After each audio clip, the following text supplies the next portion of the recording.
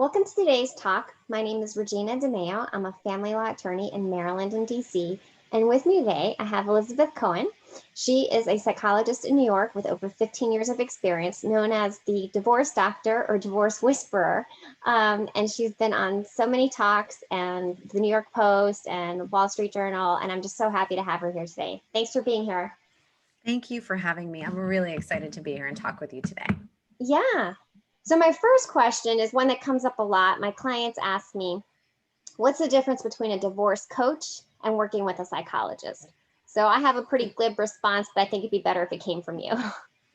Great. That's a great question. And I think it's anyone who'd be asking that. I also love that question because it's being discerning, which I think when you're going through any sort of process about that involves your mental health, your financial health, it's great to be discerning. Really ask, what is this? And is it the right fit for me? That's a really important thing. And I think for people who are just getting divorced, that might be a new question for them. Maybe they were in a marriage where they didn't necessarily discern what they needed so much. So I think it's a really great question.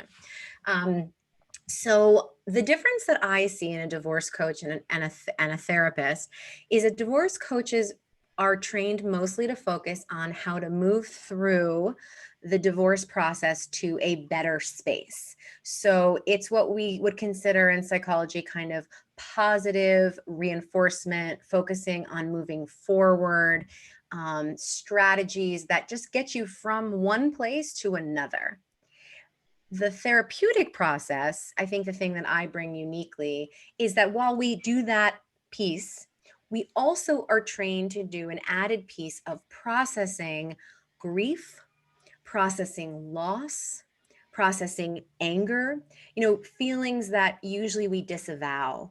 But I'm very comfortable with them being a therapist because I believe all feelings need to be acknowledged. And so that's one piece. We can kind of look at the shadow parts or the darker parts. And we also can really are trained to look and help you look at patterns of behavior and messaging that might have come from beliefs that you grew up with. And how do those patterns and those beliefs, maybe how do they impact where you were in the marriage, but how do they impact you moving forward and how do you release them? Now, see, that's a great answer because my glib answer is, well, one is focused on crisis management and the other one is taking a deeper dive, right? That's also true. Well, thanks. But in your experience, what are the things that people struggle with the most post-divorce? Yeah, I would say doubt of yourself. I think there is this real, whether it's been done to you or you do the doing of the divorce, this questioning and doubting yourself is taken to a whole new level.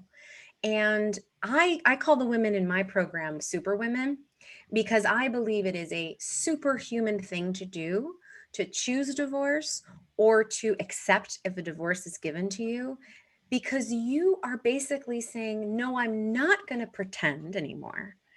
I deserve to have something better, even if it feels right now so painful. And so it's incredibly, incredibly brave. But I think people don't see that.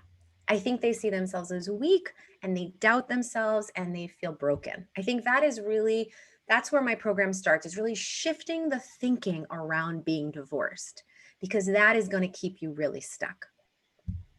Right. I mean, I find that when they come to me, it's a perfect storm. Like their finances are in shambles, right? They're just a mess.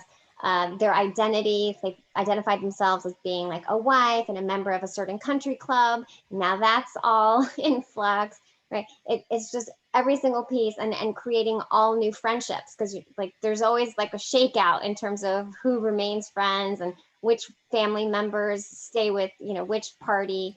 It's a lot to deal with. It's a lot to deal with. And in some ways, if we saw it as a rebirth versus the end of something, I try to help people see that your marriage has come to its logical conclusion. Like, let's just see that whether it wasn't working for you, wasn't working for them, like it's ended. And we need to really do a lot of work on allowing that and closing it so that we can be in this new space. Not having losing a friend is different than gaining another friend. Like it's a gain rather only than of a loss. Does that make sense? Yeah, I think that's a great way to look at it. Right? Right. Like if someone comes to you with financial, papers in disarray, you could see it as, oh my gosh, this is such a mess. Or you could see this as, oh wow, this is finally going to get me straight on my finances. Right. I see it as a big opportunity for people to learn how to manage their own budgets. Yeah, which maybe you would have never gotten if you hadn't gone through this experience. So what are you learning from this? I talk about learning, healing, and growing. I think those are the three parts of this. We've got to learn how, for me, it was like, how did I get here and how do I not get here again? How do I heal the pain that I've been through? And how do I grow into the next person I want to be? So speaking of growth, a lot of people have this burning question, which is like, okay, well, what does dating look like post-divorce, right? Yeah. And that can be very challenging, especially during COVID. Yeah, very. I mean, I love this question because as a therapist, I am so trained, as I said earlier, in helping people look at patterns. So I actually have in my program, I have some in my book that's coming out in April, I have something called the relationship excavator, pattern excavator, where you really dig up and I have you write down like all the people you've been with. And then there's some questions, how long before we settle down? How long before we live together? How long before we had sex? All of these things. So we look at patterns of behavior to try to understand who we are in dating. Because I think a lot of people think, okay, I'm over that and now I'm going to try something new. And then you're out with the person. I know this was my experience. And I thought, this guy is exactly the same. Like he's exactly the same personality, but he looked different and it sounded different. But how am I ending up in the same situation again? Well, let me try to figure that out. So I think the key of dating again is not having the best profile, not having like the best haircut. It's about knowing what your patterns are and what you want to change. Oh no, that makes perfect sense. I also think that it's important for people to do a background check, right? I mean, some people out there are really good at minimizing problems like, oh, I had some minor tax issues and it turns out it's $1,000 of tax liens, right? Yeah. Or, oh, I had a couple of failed relationships. It turns out it's 3 super nasty divorces, right? Yeah. And you can find all this information out, like if you just took the time to do a little bit of a background check. That's a really interesting point. I like that a lot. And I like this idea also of doing a background check for the data and also a background check to see how the person responds. So for example, you're out with someone and they say, oh yeah, I broke up a little while ago. Oh, really? Tell me about it. I don't really like to talk about it. Oh, really? Was it painful? I don't like to talk about it. Right. Like if you start digging a little bit, that will tell you not necessarily about the relationship, but how that person is around intimate experiences. So when you go out with someone and they do not want to open up, it is not like on date 14, they suddenly open up. I am a therapist. I will tell you, people do not change unless you spend years and a lot of money trying to change. That's a really good point. So you can see it in my book. I talk about like listing the things that are most important to you. And one of the things I recommend is like, number one thing for me when I was dating again was humility. Like someone who could say, I wasn't really that great at that. I made a mistake. Like to me, that was unbelievable because I needed a partner who would be able to do that. Right. Or someone who was in therapy themselves, because that meant they were curious about how they were behaving and they wanted to shift. Like things that you wouldn't usually think about, but those were the most important things. And I talked to my clients about this for me, because I knew that when, we had an argument about our mortgage, like his ability to be humble was way more important than like if we could have banter on the first date. Yeah. See, that's a good point. Because I remember one of my first assignments was to come up with a list of must-haves and can't stands. And my must-haves was super short. It was smart, cute, and kind. 3. And meanwhile, my can't stands was probably 2 pages long. I spent a lot of time analyzing what I don't want, but not enough time thinking about what I did need. Exactly. And even I would say if we were working together, I'd say, okay, kind, like, what does that mean? Is that someone who opens the door for you? Right. And you took all this time to get really detailed about what I don't want. And the other ones were just general. Right. And we all do that. You're not alone. And so really, the more you say what you want, you find it, so remember when, you wanted to get engaged and you noticed everyone had an engagement ring and you didn't, like, you see the thing that you're looking for. So if you're looking for someone, I always tell that story about my husband, that I was looking for somebody humble and I kept thinking of that as a value. And then when I met him, I just could feel intrinsically that he was a humble person. And when he texted me the next day, I was having a party and said, "How's the cleanup going?" And I thought, that's what I'm looking for. Not how funny he was the night before. All those things were true, but It was that moment. So, but we have to get aware of it. It's not like I had some sort of, by the way, like magical story. I just brought my attention to that was what I was looking for. So I saw it. Had I not been doing it, he probably would have done that too, but I wouldn't have cared. I wouldn't have paid attention to that. Right. So I know it goes without saying, but I think it's worth repeating to people, right? Like, there's a difference between talking to friends about our must-haves and can't stands and talking to someone that's trained. And everything we say to you is confidential, right? Correct. Everything you say is confidential. And we have first of all, we have the gift of listening to what you say and always trying to think about, what does this mean for the individual person? Right? Like, we are your 100% cheerleader. We are your 100%.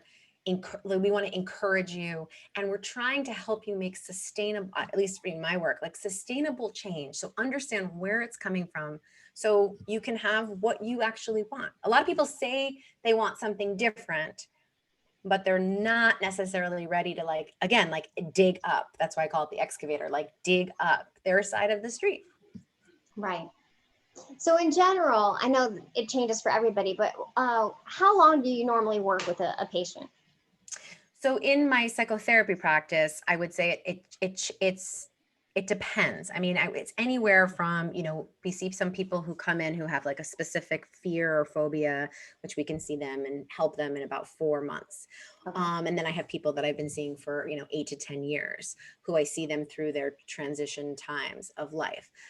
With divorce, my online program is 14 sessions where I really tried to kind of condense it. It's 14 video sessions with a ton of worksheets. And so I tried to condense it.